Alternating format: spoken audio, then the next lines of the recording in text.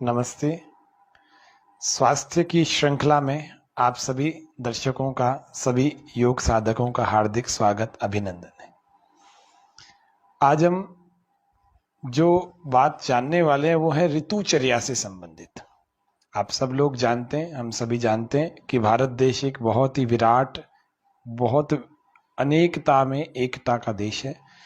इसी प्रकार से वातावरण की दृष्टि से भी हमारे भारत में 6 ऋतुएं होती हैं।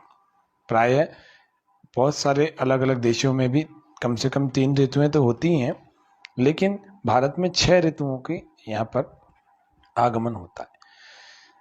अभी जो ऋतु दीपावली के ठीक बाद से, या फिर समझ लीजिए कि 23 अक्टूबर से लेकर 23 दिसंबर तक होने वाली है, वह है हेमंत ऋतु।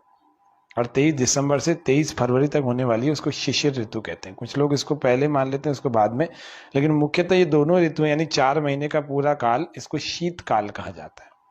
तो इसके बारे में आज हम जानते हैं। मंत्र पाठ। ओम नमो ब्रह्मणे नमस्ते वायो त्वमेव प्रत्यक्षं ब्रह्मासि त्वामेव प्रत्यक्षं ब्रह्म वदिष्यामि ऋतं वदिष्यामि सत्यं वदिष्यामि तन्मामवतु तद्वक्तारमवतु अवतु माम् अवतु वक्तारम्। ओम।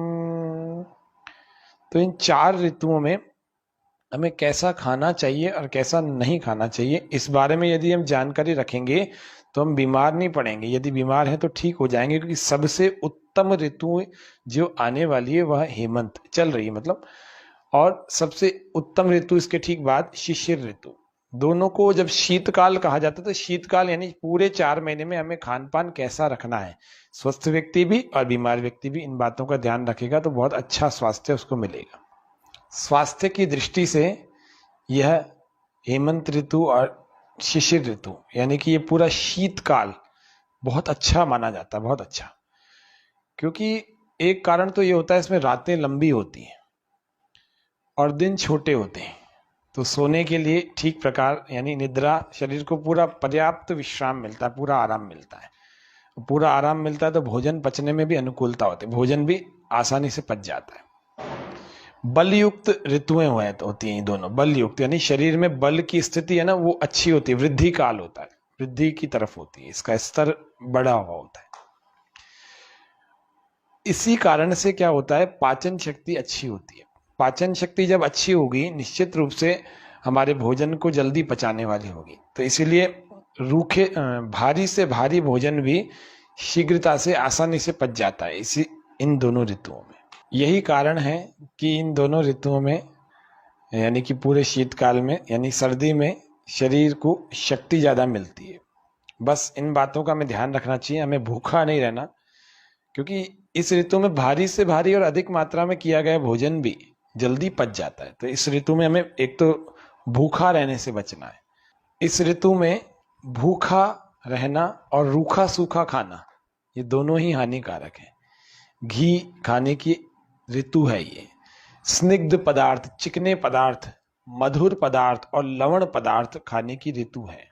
आयुर्वेद में 6 प्रकार के रस कहे गए हैं: तिक्त, कटु, कषाय, अम्ल, लवण और मधुर। सफिशिएंट क्वांटिटी में यदि भोजन ना मिले, यानी कि पर्याप्त मात्रा में यदि भोजन नहीं मिलता है इस ऋतु में, यदि हमें सही समय पर यदि नहीं मिल रहा, तो हमारे शरीर की जो पाचन शक्ति है वो हमारी धातुओं को खाने लगती है। धातुओं का जब भक्षण करने लगती है तो हमारा शरीर दुर्बल, कमजोर होने लगता है। इसीलिए इस ऋतु में भूखा नहीं रहना, रूखा सूखा नहीं खाना, चिकना पदार्थ खाना है। आयुर्वेद में 6 रसों की बात कही गई। कौन से? तिक्त, कटु, कषाय, मधुर, लवण और अम्ल। तो इस 4 महीनों में हमें 3 प्रकार के रसों से युक्त भोजन को लेना चाहिए। पहला है लवण, दूसरा है अम्ल, तीसरा है मधुर। तो मीठा, अम्ल, खट्टा और एक लवण, सॉल्टी, इस प्रकार के 3 पदार्थों से 3 रसों से युक्त भोजन, आहार को ही हमें लेना चाहिए। इस ऋतु में यदि हम भूखे रहेंगे या रूखा सूखा भोजन करेंगे तो हमारे शरीर में वात बढ़ने की संभावना होती है, वात संचित होगा वात संचित होगा तो वायु के रोग होंगे शरीर में, यहाँ दर्द, वहां दर्द, वहां दर्द, घुटनों में दर्द, टांगों में दर्द, पैरों में दर्द, कंधों में दर्द, सर्वाइकल, ये आसानी से जल्दी जल्दी हो जाएंगे। इसीलिए हमें इस ऋतु में थोड़ा स्निग्ध चिकनाई युक्त भोजन ही करना चाहिए। क्योंकि होता क्या है इस ऋतु में जब वात दोष बढ़ेगा, अगर हम इन गलतियों को करेंगे तो वात दोष में दो गुण होते हैं, एक शीत होता है, एक रुक्ष होता है।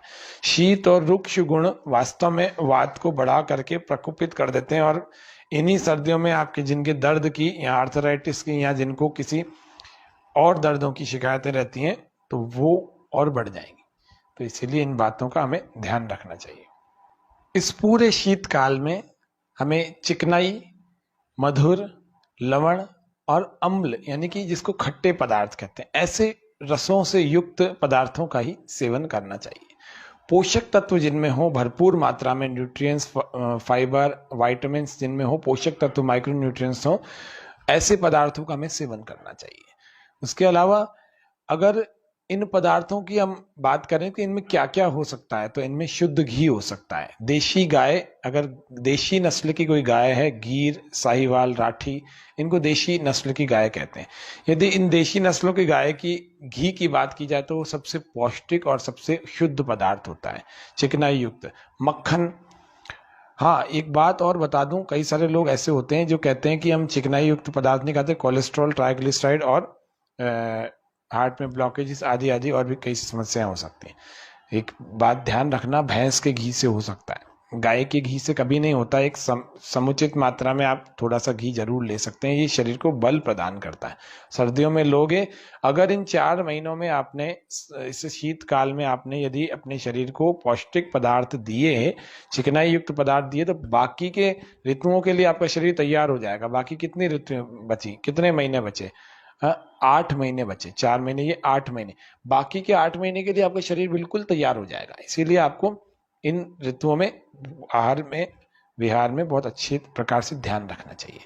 तो क्या, एक तो देशी घी, शुद्ध देशी घी, उसके अलावा मक्खन, तेल, दूध, दूध और चावल की जो खीर होती है वो, उड़द की खीर, मिश्री, रबड़ी, मलाई, और ठंडे दूध के साथ में यदि हम ले रहे हैं तो शहद ले सकते हैं। इस वाली ऋतु में बहुत अच्छा उपयोगी होता है। गन्ने का रस यदि किसी राज्य में, किसी क्षेत्र में मिलता है तो वो बहुत उत्तम होता है इस शीतकाल में भी। गन्ने का रस, दलिया, हलवा, आंवले और सेव का जो मुरब्बा होता है उसकी बात कर रहे हैं, पिट्ठी, और मेवों से जो पदार्थ होते हैं, जो सूखे मेवों से पदार्थ बने हुए होते हैं, उन पदार्थों की यहाँ बात की जा रही है।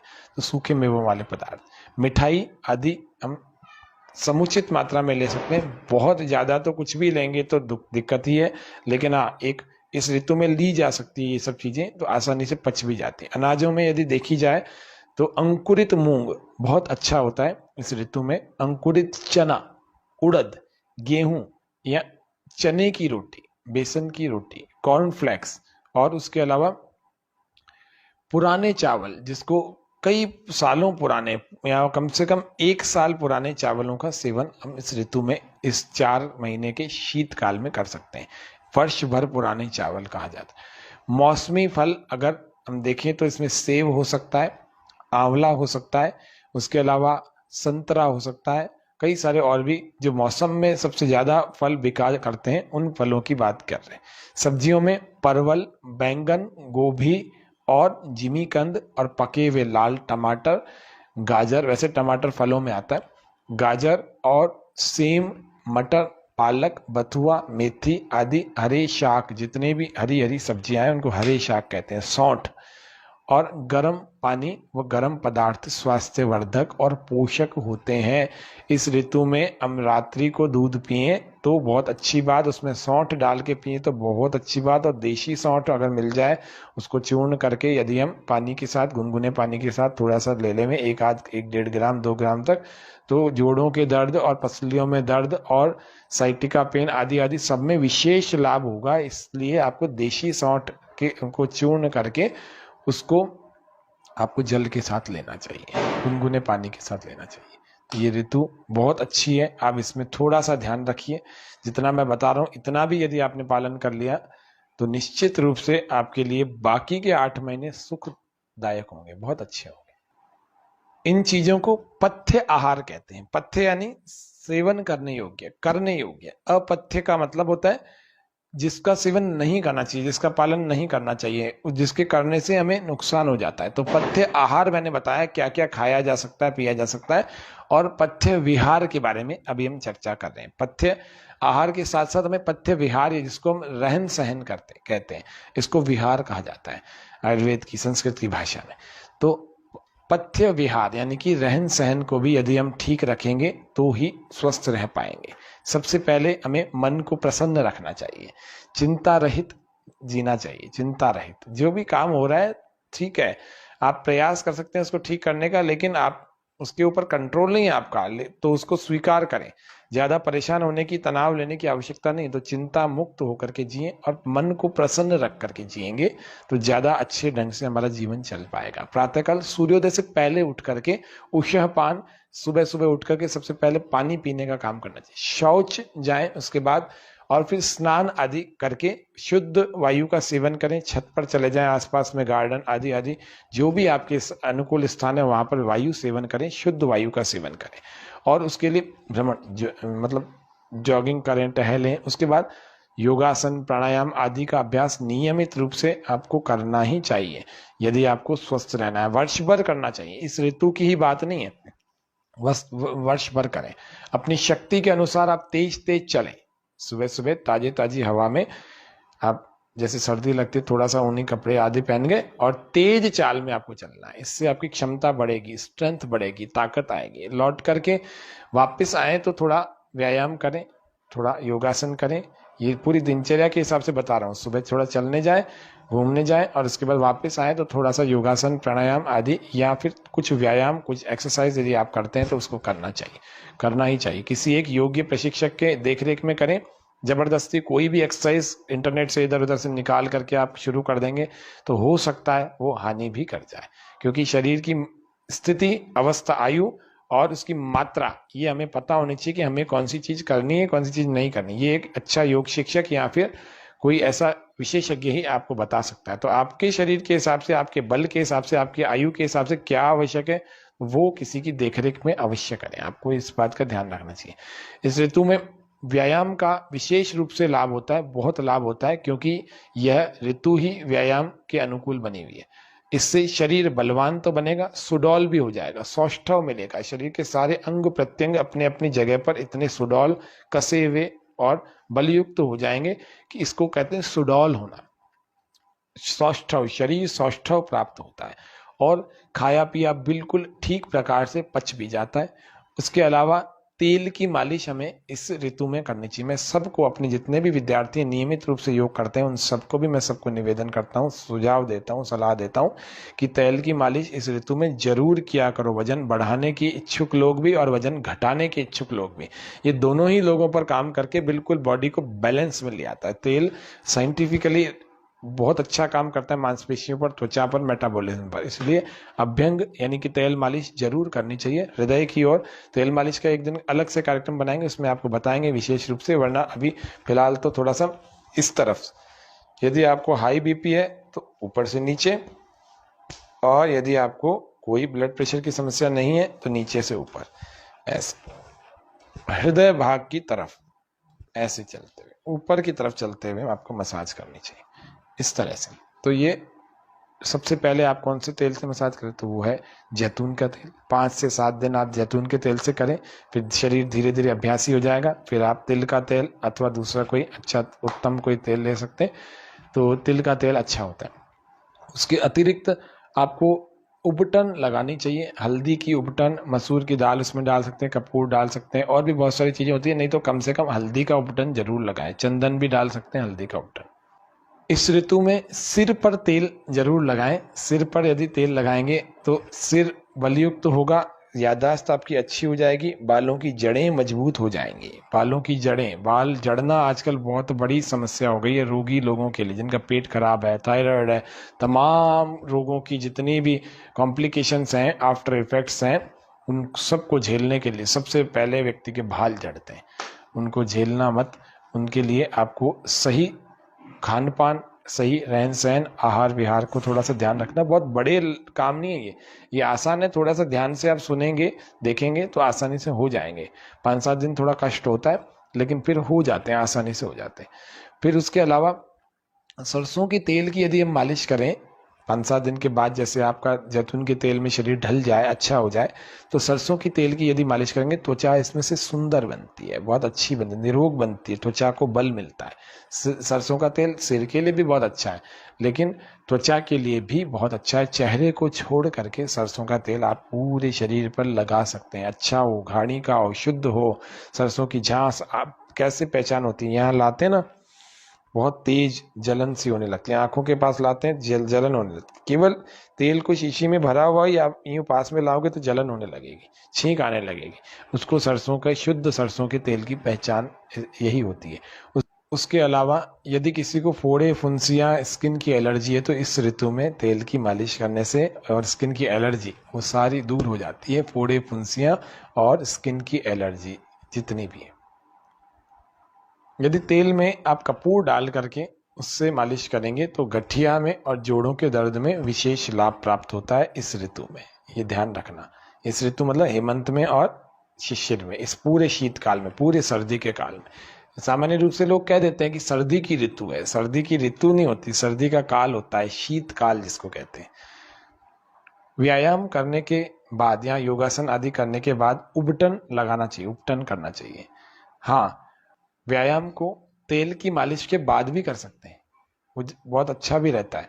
लेकिन कुछ लोग पसीने के कारण से होता है, कुछ लोग ज़्यादा कर लेते हैं तो पसीना आने लगता है। सर्दी की ऋतु में बहुत पसीना कम आएगा, इसीलिए तेल मालिश के बाद आप व्यायाम को कर सकते हैं। इस मौसम में ठंड लगने से जुकाम, बुखार और निमोनिया आदि होने की पूरी संभावना रहती है। इसीलिए आपको त्वचा रूखी भी हो जाती है। त्वचा रूखी होने से शीतल वात यानी कि ठंडी हवा जिसको कहते हैं, उस ठंडी हवा में जो व्यक्ति घूमता है या ठंडी हवा में ज़्यादा रहता है, इसीलिए मैं कहता हूँ सबको अपने नाक में जरूर तेल लगाया करो, ताकि ये ठंडी हवा अंदर जा करके आपको बीमार नहीं करेगी। ठंडी हवा से खांसी, सांस की बीमारी, गठिया, जोड़ों में दर्द, जोड़ों का दर्द और खुजली आदि, ये सब जितनी समस्याएं ये होने लगेगी। इसलिए तेल की मालिश से अपने शरीर को तर बना के रखो। और उसके अलावा नाक में भी तेल लगाओ, कान में भी थोड़ा तेल लगाओ।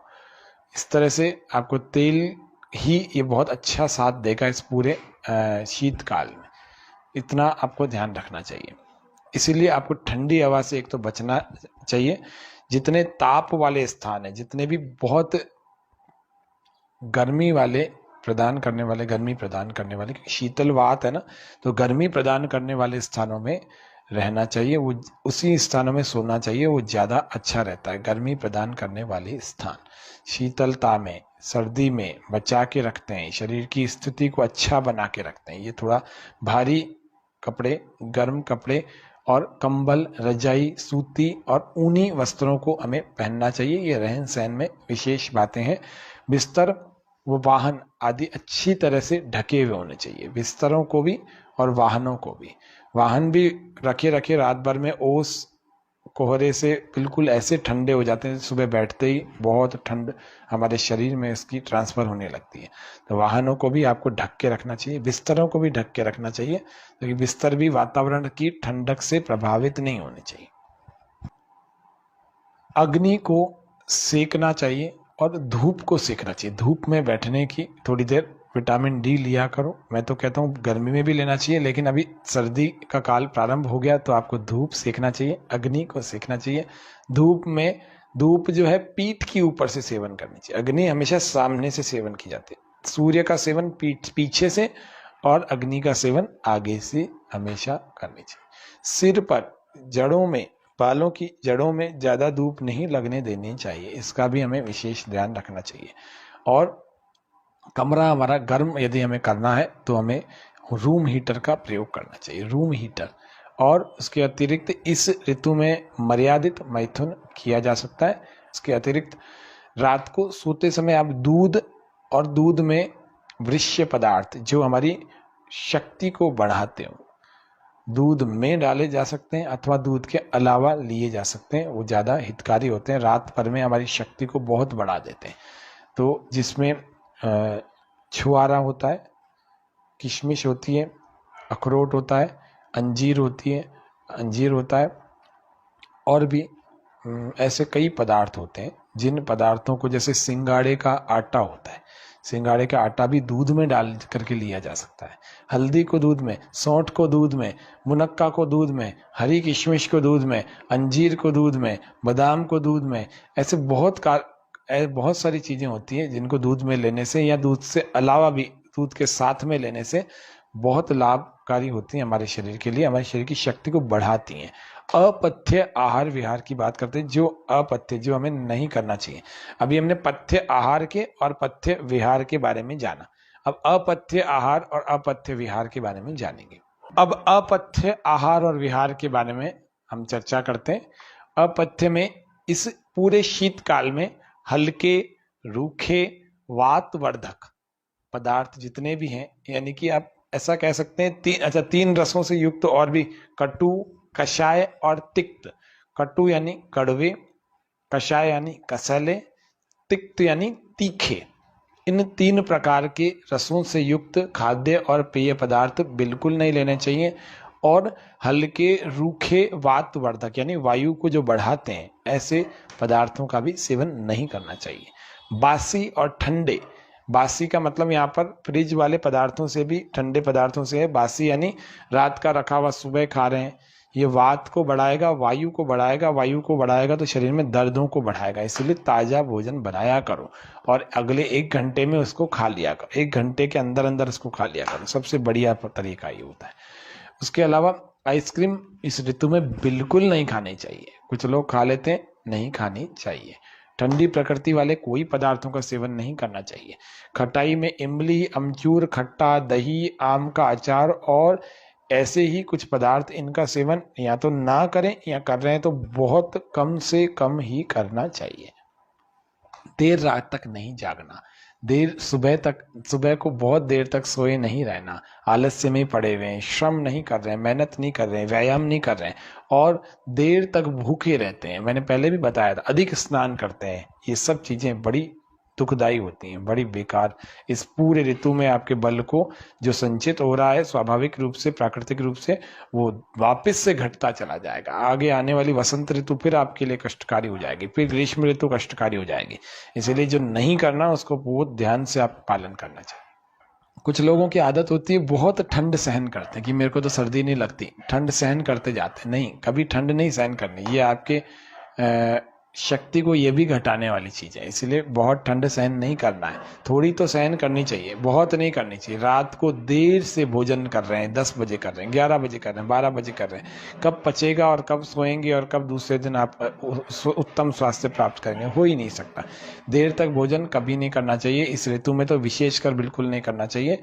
और भोजन के तुरंत बाद सो जाते हैं, ये भी, इससे भी बचना चाहिए। ये सब अपथ्य विहार है, अपथ्य विहार, इनसे बिल्कुल बच के रहना चाहिए।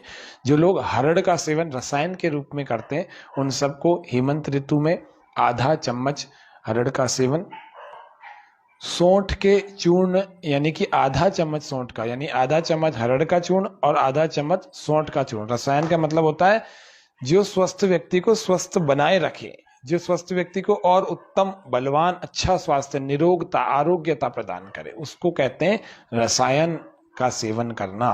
तो आधा चम्मच हरड़ का चूर्ण और आधा चम्मच सौंठ का चूर्ण, इन दोनों को, और यदि इन दोनों को पानी से लेना चाहिए, गुनगुने पानी से। और यदि आपको इसके ठीक बाद यानी 23 दिसंबर से 23 फरवरी शिशिर ऋतु की यदि बात की जाए, उसमें यदि हरड़ के साथ आपको लेना है तो पिप्पली लेना। हेमंत में सौंठ लेनी चाहिए, और अगर शरद की बात की जाए, शिशिर की बात की जाए, 23 दिसंबर 23 फरवरी, तो आपको हरड़ के साथ में पिप्पली, जिसको पीपल भी कहते हैं कुछ लोग, तो इस पीपल के चूर्ण के साथ में आपको आधा आधा चम्मच दोनों का इस तरह से ताजे पानी से या गुनगुने पानी से इसका सेवन करना चाहिए। ये रसायन के रूप में आपके लिए बहुत आवश्यक चीजें हैं। इस प्रकार से यदि आप रसायन का भी सेवन करेंगे तो आप ज्यादा स्वस्थ रहेंगे, शुद्ध, पवित्र, और पूरे 4 महीनों में अपनी शरीर की शक्ति को बढ़ा देंगे। हरड़ के साथ सौंठ और हरड़ के साथ पीपल, ये दोनों 2-2 महीनों में बदला जा सकता है। आप 4 महीने इसको करिए, निश्चित रूप से आप पूरे वर्ष भर बाकी के 8 महीने स्वस्थ बने रहेंगे, पेट भी साफ रहेगा, शरीर के अंदर शक्तियां भी बढ़ेंगी, निश्चित रूप से बढ़ेंगी। दोनों ऋतु में अंतर क्या है? हेमंत ऋतु और शिशिर ऋतु है तो दोनों शीतकाल की, इनमें अंतर क्या है थोड़ा सा इनको जान लेते हैं। मौसम की दृष्टि से यदि देखा जाए तो दोनों में मौसम एक जैसा ही होता है। हेमंत ऋतु में सूर्य दक्षिणायन में होता है, क्योंकि देखो 21 दिसंबर 22 दिसंबर के आसपास सूर्य दक्षिणायन में यानी दक्षिण की ओर गति करने वाला हो जाता है, जो कि 23 दिसंबर या 22 दिसंबर 21 दिसंबर तक, जो कि 6 महीने का चलता है। इस पूरे में दक्षिणायन में सूर्य होता है और इसी के ठीक बाद आपका 23 दिसंबर के आसपास ही सूर्य उत्तरायण में आ जाता है। और एक तो पहला अंतर तो इन दोनों में ये हो गया कि सूर्य दक्षिणायन में हेमंत में है और शिशिर ऋतु में सूर्य उत्तरायण में, पहला अंतर तो ये हो गया। अब इनके कारण से कुछ अंतर भी आता है, कुछ जो औषधियां हैं, जो वनस्पतियां हैं, उनमें आहार द्रव्यों में इनमें क्या है, स्निग्धता होती है। स्निग्धता मतलब चिकनाई आती है, मधुर रस और पौष्टिकता प्रदान की जाती है प्रकृति के द्वारा इन समस्त पदार्थों में, तो इनका अंतर होता है। निश्चित रूप से दोनों ही ऋतुएं अपने आप में बहुत बढ़िया है। जैसे हेमंत ऋतु दक्षिणायन लिए भी होती है या दक्षिणायन के दौरान होती है हेमंत ऋतु, तो इसमें औषधियों में और आहार के द्रव्यों में स्निग्धता, मधुरता और साथ में पौष्टिकता या मधुर रस जिसको कहते हैं और पौष्टिकता लिए हुए कुछ चीजें होती हैं। इस ऋतु में शरीर में दोषों का संचय अल्प मात्रा में होता है। जिस वात पित्त और कफ ये त्रिदोष हैं, इनका इनका संचित होने की गति कम होती है, कम मात्रा में ये संचित होते हैं, क्योंकि संचय, प्रकोप और सम होना, ये 3 प्रकार की स्थितियां आयुर्वेद में बताई गई हैं। संचय यानी इकट्ठा होना, प्रकोप यानी बिगड़ जाना, उसका दुख देना हमें, रोग पैदा करना, और सम यानी बिल्कुल स्वस्थ व्यक्ति की स्थिति होना। यहाँ दूसरे 2 दोष जो हैं बढ़े हुए हैं, तो ये कम है। तो इस तरह से हमें संचय, प्रकोप और सम, इन तीनों के बारे में भी सामान्य जानकारी तो होनी ही चाहिए। तो लेकिन ये बात हमें ध्यान रखनी चाहिए, हेमंत ऋतु में जो शरीर में जो दोष होते हैं वो उनका संचय अल्प मात्रा में होता है, परंतु शिशिर ऋतु में सूर्य उत्तरायण में है या उत्तर भाग में ज्यादा स्थित है, तो फिर उसमें आधान काल है। इस आधान काल के कारण से वातावरण में रूखापन या रुक्षता जिसको कहते हैं, शीतलता, ये दोनों होते हैं। रूखापन भी होता है और शीतलता भी होती है, क्योंकि सूर्य आ चुका होता है, स्निग्धता कम हो जाती है। वनस्पतियों में अब शीतलता आएगी, अब भारीपन आएगा, मधुरता आएगी, तो कफ का संचय होगा। तो कफ का संचय काल कौन सा है? यह शिशिर ऋतु। तो कफ के संचय काल के कारण से यह इसमें थोड़ा सा अंतर हो गया। तो हेमंत ऋतु और शिशिर ऋतु, तो हेमंत ऋतु और शिशिर ऋतु अक्टूबर नवंबर और दिसंबर जनवरी, या फिर नवंबर दिसंबर इधर जनवरी फरवरी, इस तरह से देखा जाए तो ये नवंबर पूरा और दिसंबर पूरा दोनों ही महीने हेमंत ऋतु, जनवरी पूरा और फरवरी पूरा दोनों ही महीने शिशिर ऋतु। इस तरह से ये इन ऋतुओं को यदि विभाजित किया जाए तो होता है। अतः शिशिर ऋतु में भी हमें उपर्युक्त आहार विहार जो हमने आपको अभी बताया है, इसीलिए क्या करना चाहिए, शिशिर ऋतु में भी हेमंत ऋतु में भी, दोनों में ही जो अभी हमने आहार पथ्य विहार और अपथ्य आहार अपथ्य विहार ये दोनों बताएं, इनका पूरे ईमानदारी से पालन करना चाहिए, पूरा ठीक निष्ठापूर्वक पालन करना चाहिए और ठंड से बचना चाहिए।